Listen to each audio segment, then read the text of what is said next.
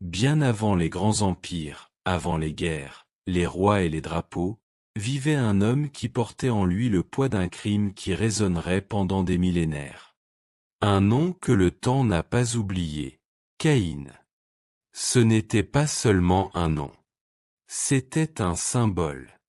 Le premier-né de l'espèce humaine. Le premier fruit du ventre d'Ève. Le premier à ouvrir les yeux sur un monde encore en communion avec le Créateur, mais déjà blessé par la désobéissance. Caïn naquit alors que la terre vibrait encore du souvenir de l'Éden. Quand le vent murmurait les souvenirs d'une perfection perdue.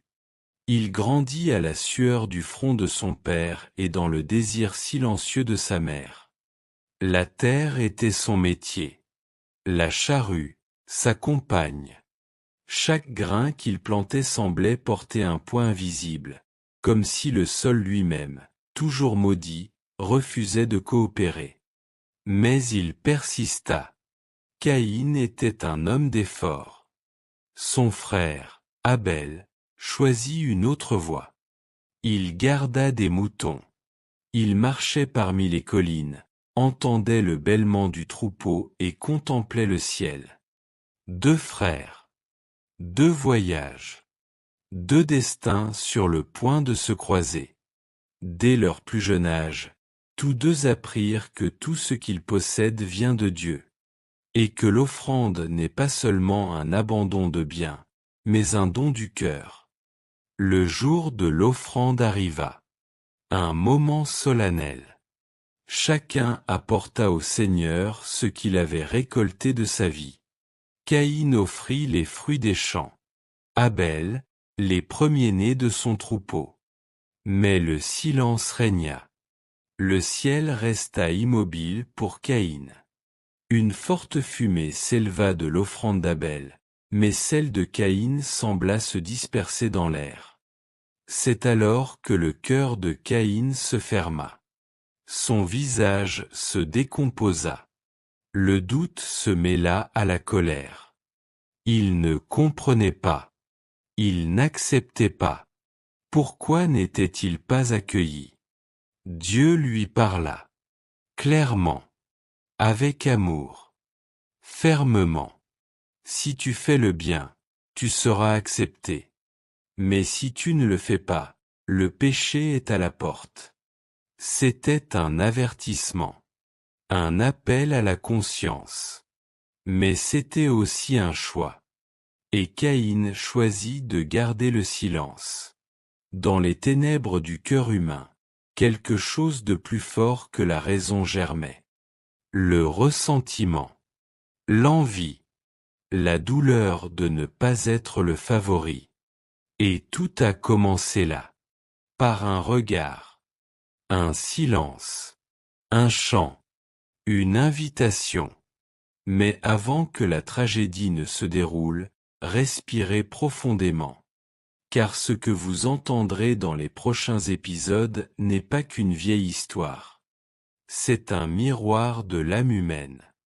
Si cette histoire vous a touché jusqu'ici, aimez cette vidéo, partagez-la et abonnez-vous à la chaîne. Le voyage de Caïn ne fait que commencer. Et vous ne voudrez pas manquer la suite. Le silence entre les deux frères n'avait jamais été aussi pesant. Caïn regarda Abel, et quelque chose en lui commença à se briser. Ce n'était pas seulement de l'envie. C'était un sentiment plus ancien, plus sombre. C'était la douleur de se sentir invisible devant Dieu. Abel continua sa vie simple. Sans ostentation, sans confrontation. Il fit simplement ce qu'il savait faire, se soucier, attendre, faire confiance. Il n'y avait aucune arrogance dans son offrande. Seulement la foi. Mais cette foi le dérangeait. Caïn commença à marcher plus seul. Ses yeux s'assombrirent. Son visage, plus dur. Les paroles de Dieu résonnèrent encore, mais il ne les entendit plus avec le même cœur. Le péché était à la porte. Et maintenant, en lui, il y avait une rage que Caïn ne pouvait nommer. Une sorte de feu qui le consumait en silence. Chaque fois qu'il voyait Abel, il se sentait diminué. Non pas parce qu'Abel était plus grand, mais parce que lui-même ne savait plus qui il était. Le champ, qui avait été auparavant son lieu de travail, devint le lieu de ses réflexions. Où il complotait. Où le vide grandissait. Et c'est là qu'il appela Abel pour une conversation. Juste tous les deux. Seuls. Sans témoin. Abel partit. Sans peur. Sans savoir que ce moment changerait l'histoire de l'humanité à jamais. Son cœur était pur. Il avait confiance en son frère. Il n'y avait aucune raison de douter. Mais Caïn ne voulait pas parler. Il ne voulait pas comprendre. Il voulait seulement faire taire la douleur qui grandissait en lui. Et cette douleur prit forme. Elle se transforma en action. Au milieu du champ, sous le ciel silencieux, Caïn se dressa contre son frère. Ce ne fut pas avec des mots. Ce ne fut pas avec des arguments. Ce fut avec ses mains. Par impulsion. Avec le poids d'un cœur qui avait refusé la correction. Abel tomba. Sans défense. Sans comprendre. Le premier homme à mourir. La première vie emportée par une autre vie. La terre s'ouvrit pour recevoir le sang. La terre, déjà marquée par la malédiction d'Éden, devint un cimetière. Le vent portait le cri qu'Abel n'avait pas eu le temps de pousser. Le ciel, qui avait auparavant parlé à Caïn, se contentait désormais d'observer. Et pour la première fois, toute la création se tut devant quelque chose qu'elle ne comprenait pas. Un frère avait tué son frère. Et rien ne pouvait l'empêcher. Caïn regarda ses mains. Le corps étendu sur le sol. Il ne pleura pas. Il ne courut pas. Il resta là, immobile. Vide. Froid. Le temps s'arrêta. Et avec lui, l'innocence de l'humanité fut brisée. Il n'y avait plus de retour en arrière possible. La terre, qui avait auparavant produit avec effort, devint maintenant témoin du sang. Et Dieu, qui voyait tout, se rapprocha de nouveau. Le silence après la chute d'Abel était insupportable. Le champ, autrefois animé, ressemblait maintenant à un désert. Aucun bruit. Aucun vent. Seul le poids d'un crime qui venait de briser la ligne de l'éternité. Caïn resta immobile. Il regarda le sol comme s'il s'attendait à ce que la terre engloutisse son erreur. Mais la terre ne l'effaça pas. Elle en témoigna. Il absorba le sang, et avec lui, la culpabilité. Il ignorait combien de temps s'était écoulé. Des minutes, des heures, des jours, peu importait. Le temps, après ce qu'il avait fait, n'était plus un refuge. Il était devenu une force accusatrice. Et alors Dieu parla. Ni avec le tonnerre, ni avec le feu, mais avec une question tranchante comme une lame invisible. Où est ton frère, Abel? Caïn essaya de se cacher derrière ces paroles. Il tenta d'utiliser l'ironie comme bouclier. Il répondit froidement, « Suis-je le gardien de mon frère ?» Mais Dieu n'avait pas besoin de réponse. Il connaissait le bruit du sang. Et le sang d'Abel criait du sol. Il criait justice. Il criait vérité. Le Créateur ne se contenta pas de voir. Il sentit. Le souffle de vie qu'il avait lui-même insufflé à Abel avait été interrompu. Par envie. par orgueil, par un frère. La sentence ne fut pas prononcée par des cris, mais avec fermeté. Caïn ne mourrait pas. Son châtiment serait plus grand que la mort. Il errerait sur la terre, fuyant lui-même, sans repos, sans terre, sans paix. La terre, qui avait auparavant produit par la sueur, ne lui donnerait plus rien. La terre le rejetterait, comme il avait rejeté son frère, comme elle avait rejeté Dieu lui-même. Caïn entendit et trembla. Sa voix vacilla. Pour la première fois, il manifesta de la peur. Ma culpabilité est trop grande pour moi. Quiconque me trouvera me tuera. Mais même alors, Dieu fut miséricordieux. Il lui laissa une marque, une limite, une marque qui disait « Personne ne le touchera ». Ce n'était pas un symbole de protection. C'était un rappel, un fardeau visible, un sceau qui criait au monde que Caïn avait franchi une ligne sacrée. Marqué, Caïn partit. Ses pieds touchèrent la terre, mais il n'appartenait plus à aucun endroit. Il quitta sa famille. Il quitta la présence de Dieu. Il se dirigea vers l'est. Loin. Vers une terre sans nom. Mais même là, l'écho de la voix de Dieu l'accompagna. Et pour la première fois, l'humanité connut le poids de la culpabilité. Le chagrin. La distance. La mort. Et tout commença entre deux frères. Caïn marchait comme s'il n'appartenait plus au monde. Chacun de ses pas lui rappelait tout ce qu'il avait perdu. Il n'y avait plus de foyer, plus de visage familier, plus même le regard de Dieu. La marque sur lui brûlait sans brûler. C'était invisible aux yeux des hommes, mais clair pour l'univers. Ce n'était pas de l'encre, c'était une sentence.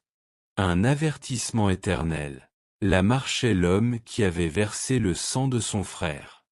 Il se dirigea vers l'est, toujours plus loin de la présence de Dieu. Il traversa des terres arides, des vallées silencieuses, des régions où aucun regard divin ne semblait l'atteindre. Et là, dans un lieu oublié, il commença à bâtir. Il fonda une ville. Il la baptisa du nom de son fils, Enoch. C'était comme si, en lui donnant un nom, il tentait de réécrire son destin. Mais pierre après pierre, rien ne guérissait l'âme blessée. Une ville ne remplace pas le pardon. Les bâtiments apparaissaient comme des remords contre le remords. Chaque mur érigé était une tentative de faire taire les voix du passé. Mais la culpabilité ne se réduit pas à la pierre. Elle murmure dans le silence. Elle respire entre les briques. Caïn eut une descendance. Et sa descendance grandit. Il y eut des enfants, des petits-enfants, des générations. Mais le sang d'Abel souillait encore les fondations de tout ce qu'il avait bâti. C'était un héritage partagé entre la vie et la malédiction. Parmi ses descendants naquit Lamech. Et avec lui, l'arrogance grandit. Il ne se contenta pas de tuer. Il proclama. Il fit de la violence un héritage. Il dit que si Caïn était vengé 7 fois, il serait vengé 70 fois. La douleur qui avait commencé dans un champ se multipliait maintenant dans les rues. Ce qui avait été un acte de fureur solitaire devint culturel. La violence cessa d'être une exception et devint un langage. Caïn vit tout cela grandir. Il ressentit le poids de ce qu'ils avaient commencé. Il allait semer une erreur, et le monde commencerait à en récolter les fruits amers. Sa ville prospéra en nombre, mais son esprit se flétrit. Même loin, même marqué, même rejeté, il savait. Il savait que Dieu veillait toujours. Et ce regard, même de loin, faisait plus mal que n'importe quel châtiment. Le visage d'Abel réapparut dans ses rêves. Ses yeux qui ne comprenaient pas. Son corps déchu. Le sol souillé. Rien de tout cela n'était oublié. Car ce qui est fait contre l'image de Dieu demeure devant lui. La marque sur Caïn ne le rendait pas spécial. Elle faisait de lui un exemple. Un rappel vivant que la justice de Dieu ne faillit pas, mais qu'elle ne cesse pas non plus d'être miséricordieuse. Il vieillit. Il vit ses enfants grandir. Il vit la ville prospérer. Mais il ne trouva jamais la paix. Car la paix ne vient pas de la terre lorsqu'elle a été arrosée du sang innocent. Ainsi vécut Caïn. Ni en héros, ni en martyr, mais comme l'homme qui tenta de fuir Dieu, pour finalement découvrir qu'il n'existe pas de terre où la repentance ne puisse vous atteindre. Et même lorsque tout le monde l'oublia, Dieu ne l'oublia pas. Car tout ce qui commence par un choix se termine par un jugement. Les années passèrent comme une brume sur la ville de Caïn. Ses mains vieillirent, sa voix perdit de sa force, mais ses yeux restèrent lourds, comme s'il portait le poids de toute l'humanité. Il vit ses enfants prospérer. Mais ce n'était pas de l'orgueil qu'il ressentait. C'était un étrange malaise, comme si les fondements de tout étaient encore bancals. Ses descendants hériteront de la terre, mais pas de la peur. Ils fabriquèrent des outils, bâtirent des villes, maîtrisèrent les métaux et les sons. Mais le nom de Dieu commença à disparaître de leur conversation. Le ciel devint un simple élément du paysage, ne rappelant plus le Créateur. La violence, née d'une seule mort, était désormais célébrée comme une force. Caïn observa, les yeux lasses, ce qu'il avait semé se transformer en une forêt d'orgueil, de cupidité et de sang. Et dans les rues de sa ville, le silence disparut. Il y eut des cris, des courses, des disputes. La paix n'était plus qu'un lointain souvenir. Lamech, son descendant, ne se contenta pas de tuer. Il fit de la mort une poésie. Il transforma le crime en chanson. Il parla de sa vengeance comme d'un trophée. Et les enfants répétèrent ces paroles comme des versets de sagesse. Le monde se perdait, et peu semblaient le remarquer. Non loin de là, une autre lignée s'épanouissait.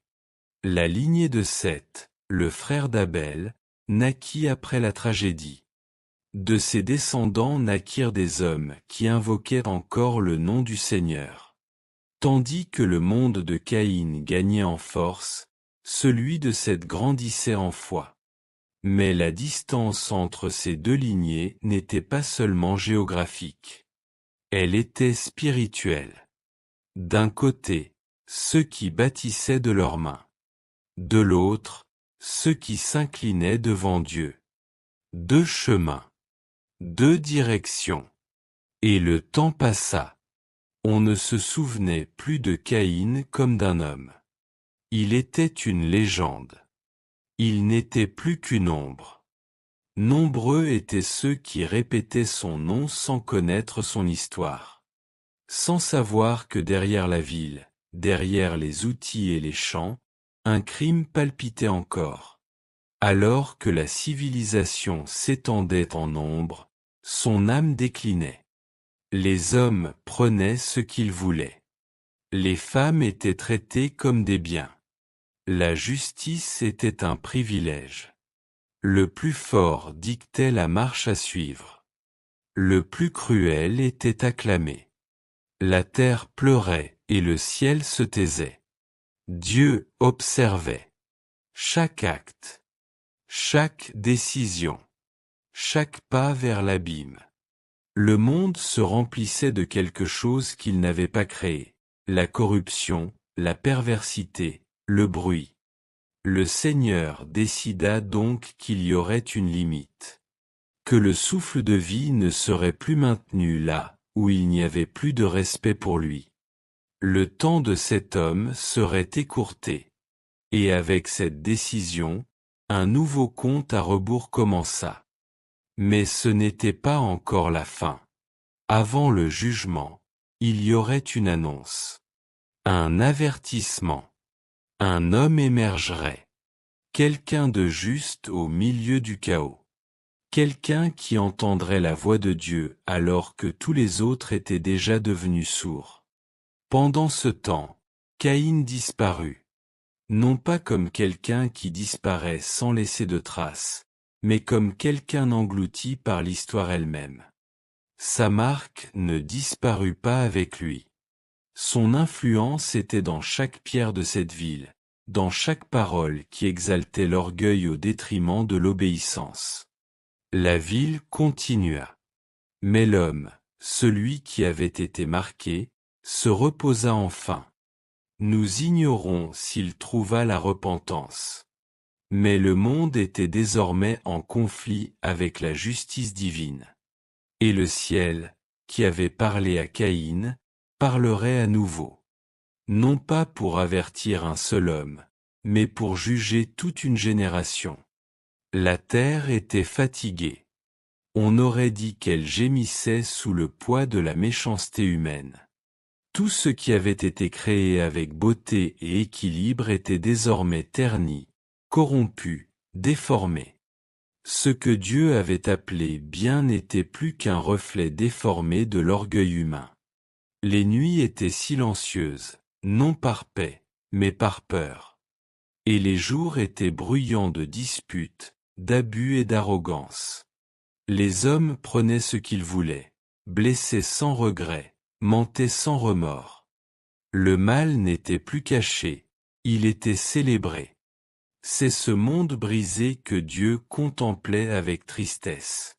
Le Créateur, qui avait marché dans le jardin avec Adam, voyait maintenant un monde où personne ne le recherchait plus.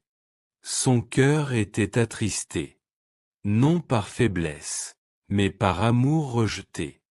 Mais parmi tant de visages détournés, il y en avait un qui levait encore les yeux. Un homme qui nageait à contre-courant du fleuve de corruption. Un homme juste parmi les méchants. Son nom était Noé. Noé n'était pas parfait, mais il était intègre. Il marchait avec Dieu comme personne d'autre dans sa génération. Au milieu d'un monde qui avait oublié le ciel, il continuait à bâtir sa vie sur lui. Dieu le voyait. Et comme il avait parlé à Caïn, il parlait maintenant à Noé. Mais pas avec accusation. Avec détermination. La décision était prise. Le jugement viendrait. Mais avec lui, il y aurait une chance. Un projet. Une arche. Noé écoutait chaque mot. Et il ne doutait pas. Même quand il n'y avait aucun nuage dans le ciel. Même quand on se moquait de lui. Même quand ses propres fils hésitaient, il persévérait. Parce que Dieu avait parlé. Et cela suffisait. Marteau à la main, bois après bois, il éleva un symbole de salut tandis que le monde s'enfonçait toujours plus dans sa perdition. L'arche était grande, mais le cœur de l'humanité était trop étroit pour accepter la repentance. Tandis que la structure prenait forme, le monde se moquait. La foi de Noé était la risée de tous. Son obéissance ressemblait à de la folie. Après tout, il n'avait jamais autant plu. Parler d'un déluge, c'était comme parler d'un cauchemar impossible. Mais l'impossible de Dieu n'était que l'étape suivante. Et tandis que les hommes se mariaient, célébraient, commerçaient et se battaient, ils ne réalisaient pas que chaque coup de marteau de Noé était comme une horloge comptant les dernières secondes de l'ère. La corruption se répandait comme de la fumée. Il n'y avait plus de limite. Ce qui était vu était désiré.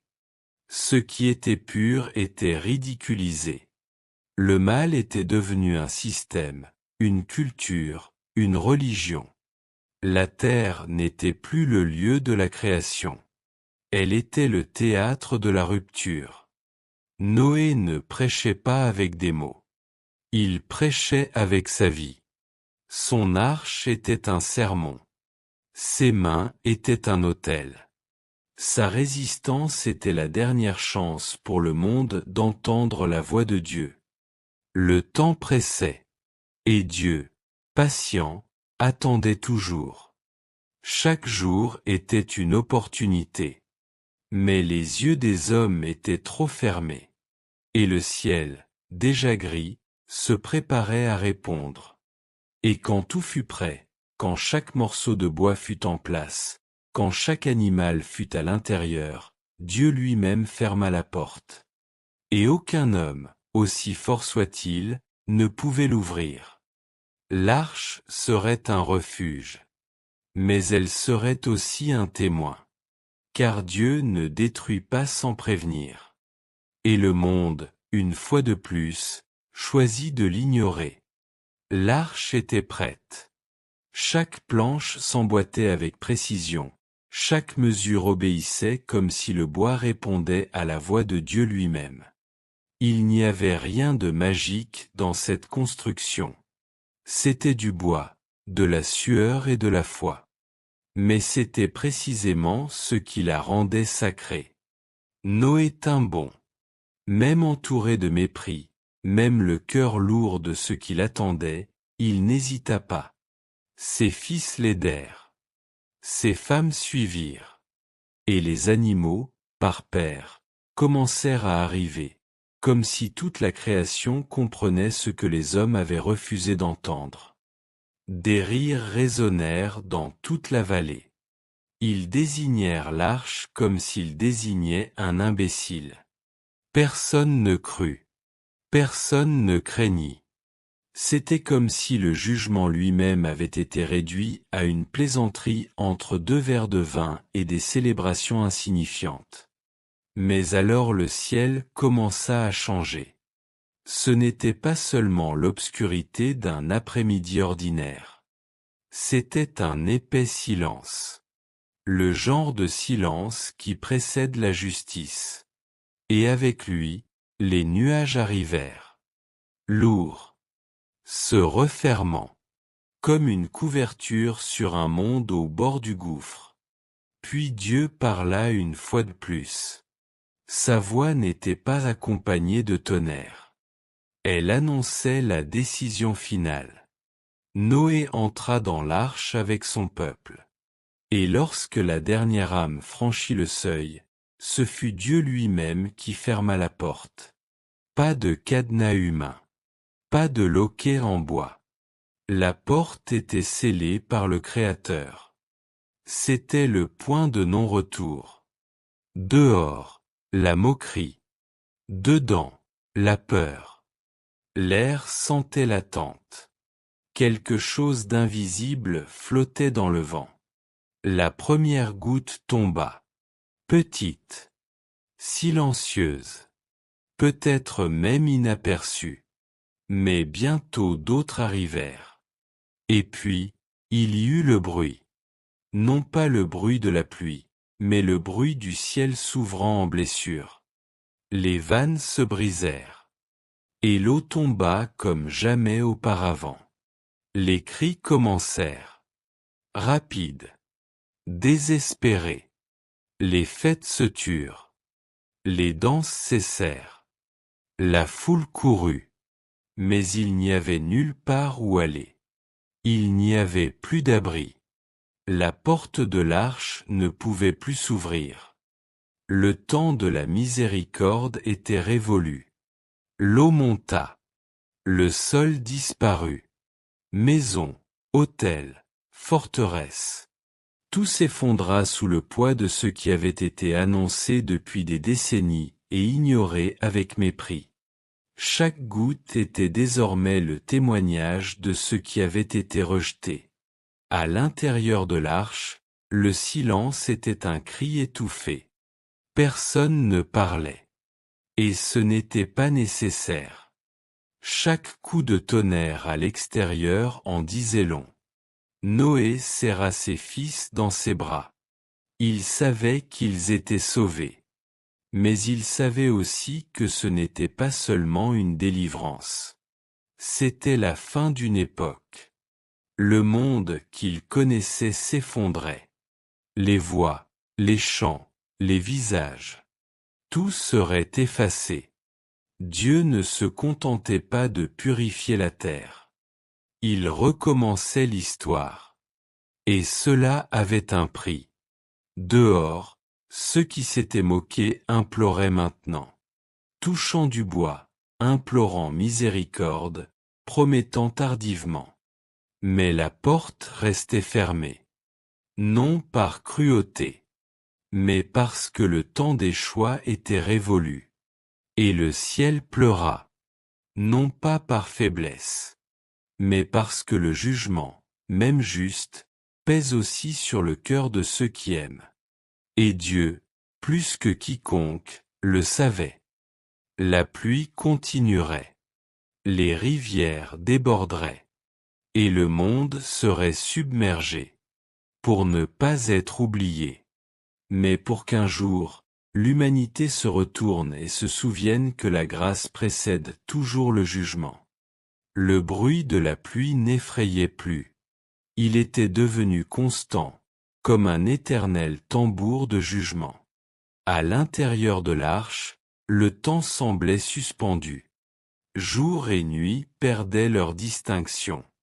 Il faisait toujours sombre, toujours humide, toujours tendu.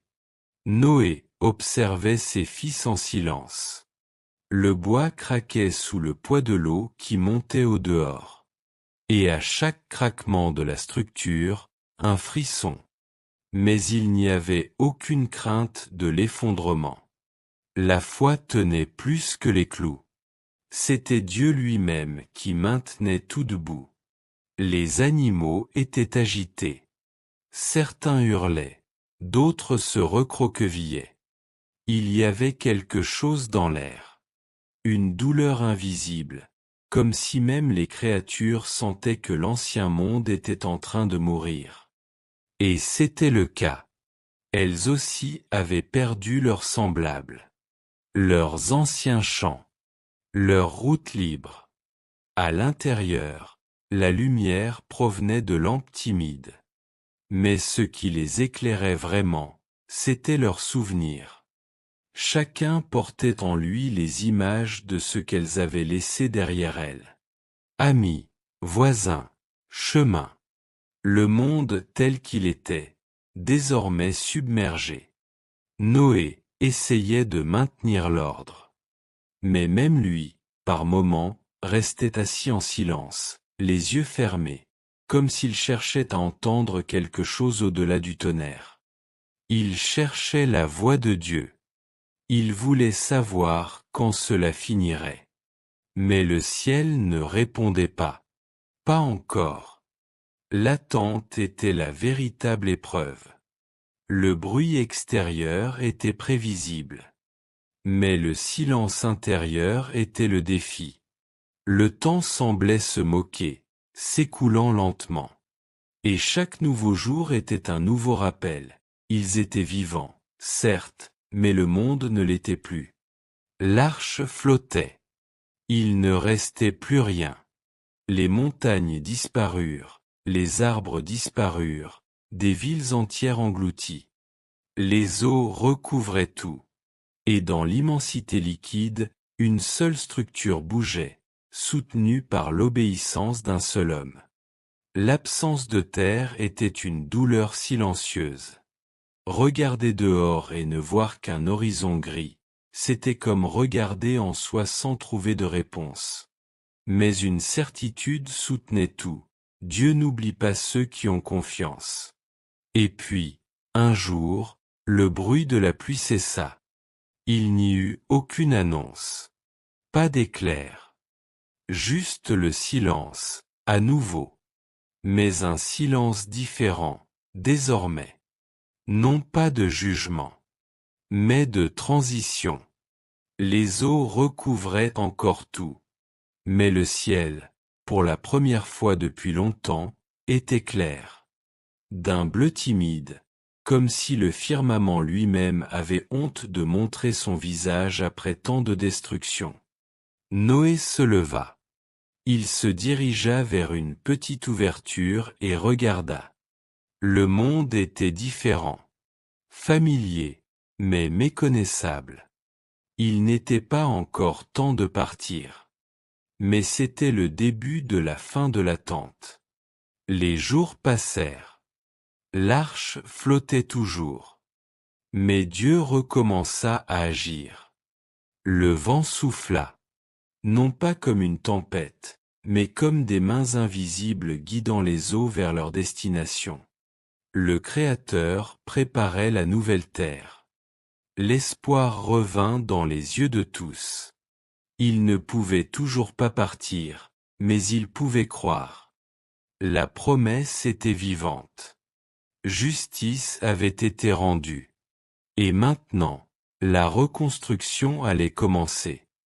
Ils ne savaient pas à quoi cela ressemblerait.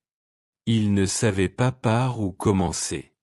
Mais il y avait quelque chose que le déluge n'avait pas détruit, la foi. Et cela suffisait. L'odeur du bois humide faisait partie de leur quotidien. Elle ne les dérangeait plus, elle leur rappelait simplement où ils étaient. L'arche était désormais plus qu'un refuge. C'était un utérus. Un espace de transition entre la mort et la renaissance. Un pont silencieux entre deux mondes. Noé attendait. Ses yeux, autrefois emplis de tension, cherchaient maintenant des signes. Non pas des signes de la fin, mais du commencement. Chaque matin, il observait le ciel. Sa couleur. La direction du vent. Le mouvement de la lumière. De petits détails qui pouvaient être des réponses. Un corbeau fut lâché. Il s'envola avec force, comme quelqu'un qui s'échappe de prison. Mais il ne revint pas. Il disparut à l'horizon sans rien offrir en retour. Il était tôt. Le monde n'était pas encore prêt. Dehors, les eaux contenaient les ruines de ce qui avait été. Des jours plus tard, une colombe s'en alla. Doucement. Silencieusement. Elle revint sans rien. Et puis, une nouvelle attente. Le temps n'était plus un ennemi. C'était un allié. Car ceux qui ont confiance ne précipitent pas leurs projets. Ils attendent, les yeux rivés au ciel et le cœur ferme. Noé dormait peu. Mais lorsqu'il dormait, il rêvait. Il voyait des terres verdoyantes. Des cieux clairs. Des enfants courant parmi les arbres. Le bruit de la vie qui recommençait. Des rêves donnés par Dieu. Non pas comme une illusion, mais comme un guide. Il y eut des jours de silence absolu. Aucun autre bruit que la respiration des animaux et le doux clapotis de l'eau contre la coque. C'étaient ces jours-là que Noé priait le plus. L'absence de bruit était un espace d'écoute.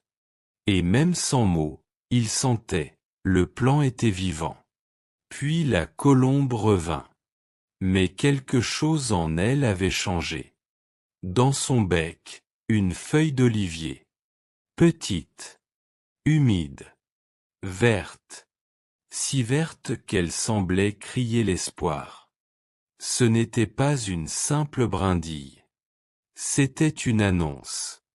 La terre se relevait. Il y eut des larmes. Non pas de peur, mais de gratitude. Après tant de temps, une feuille devint plus précieuse que n'importe quel trésor. C'était la réponse que les mots ne pouvaient demander. C'était la main de Dieu tendue à travers le vol d'un oiseau. La routine dans l'arche changea. Quelque chose changea dans l'air. Les regards s'écarquillèrent. Les prières prirent plus de force. La foi, qui ne l'avait jamais quitté, se transforma en célébration. La fin était proche. Mais Noé ne se précipita pas.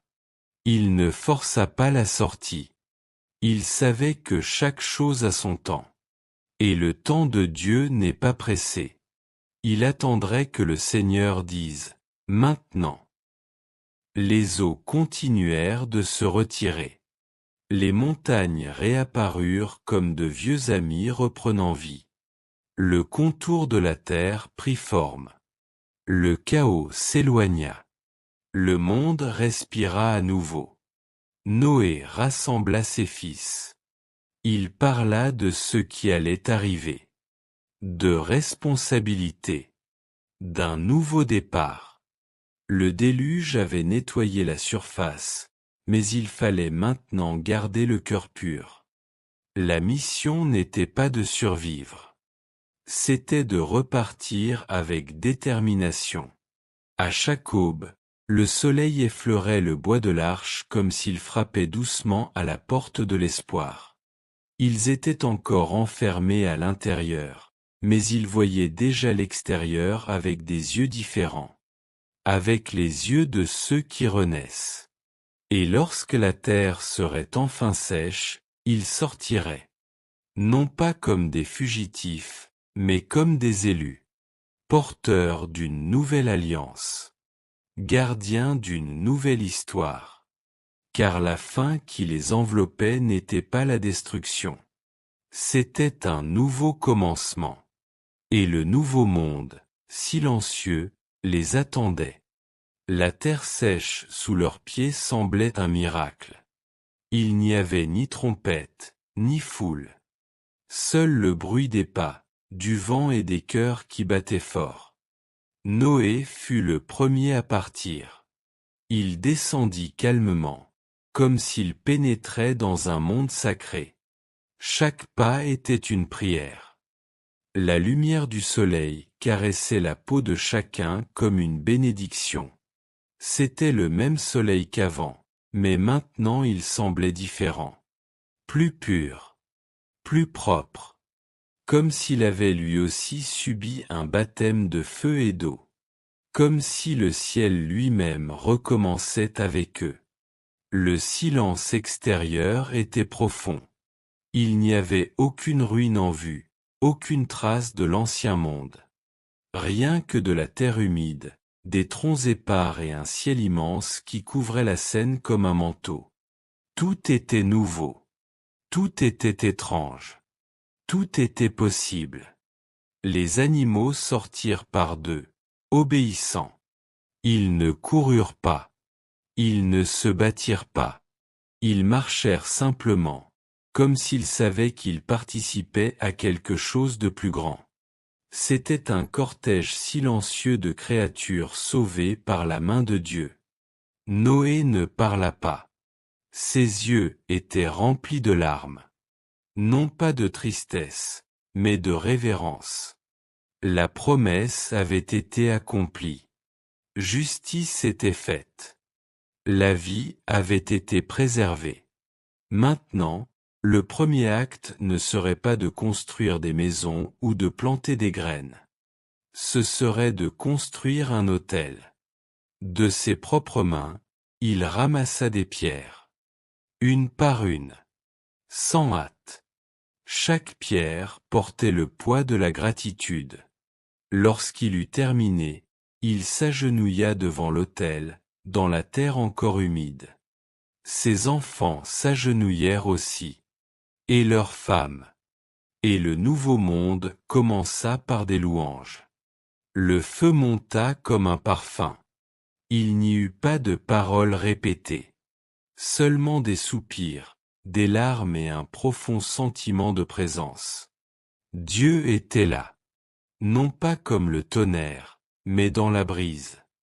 Non pas comme un juge, mais comme un père. Et sur cet autel, le ciel et la terre se rencontrèrent à nouveau. C'est alors que Noé entendit. Non pas avec ses oreilles, mais avec son âme. La voix qui avait ordonné la construction, fit maintenant une promesse. Plus jamais les eaux ne recouvriraient la terre. Plus jamais la création ne serait détruite ainsi. Une alliance. Un pacte éternel. Et l'arc apparut. Très haut. Un ruban de couleur traversant le ciel clair. Ce n'était pas seulement un signe. C'était un rappel. Une signature divine dans l'histoire de l'humanité. Et tous, en le regardant, comprirent, ils étaient en sécurité.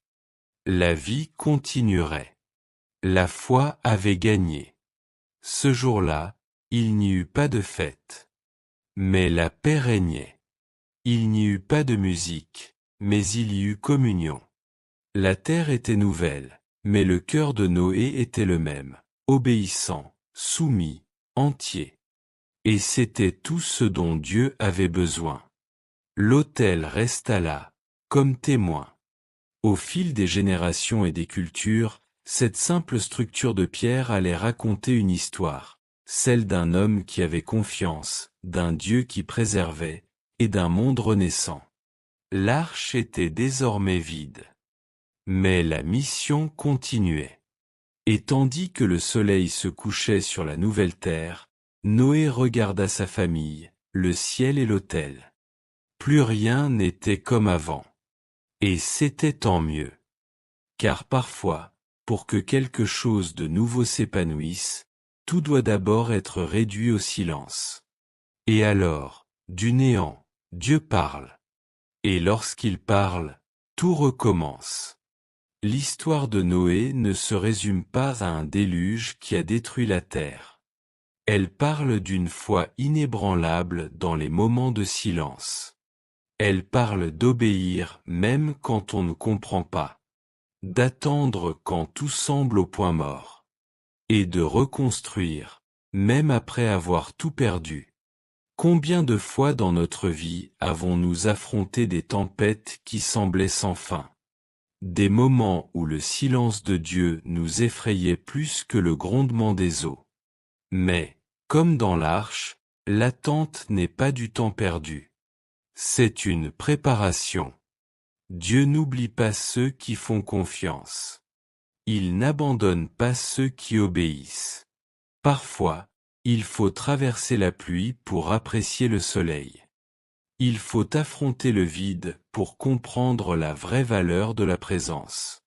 La leçon est claire, même lorsque tout semble submergé, une lueur d'espoir est toujours sur le point d'émerger. Et lorsque le moment opportun arrive, Dieu ne se contente pas de nous sortir de la tempête. Il nous guide vers un nouveau départ. Si cette histoire vous a interpellé, laissez un commentaire. Même dans le silence, je choisis de faire confiance. Cela montre que votre foi reste forte, même par temps nuageux. N'oubliez pas d'aimer la vidéo et de vous abonner à la chaîne. Vous nous aiderez ainsi à continuer de diffuser des messages qui renforcent et inspirent. Et si vous souhaitez continuer à vous immerger dans des histoires de foi, regardez aussi la promesse d'Abraham, le cri d'Anne, et David et le désert de l'attente. Il y a toujours une parole qui vous attend.